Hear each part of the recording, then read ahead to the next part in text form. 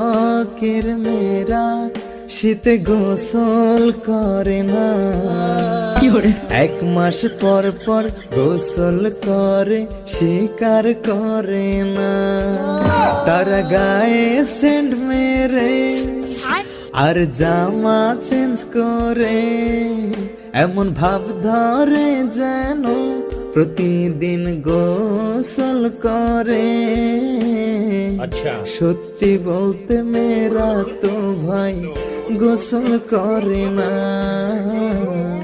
ছেলেরা তো ঠান্ডা পানির ভয় করে না।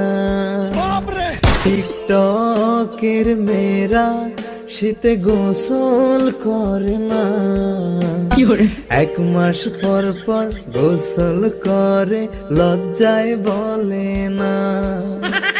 সব ছেলেরা চিল্লায় এখন কথা ঠিক না।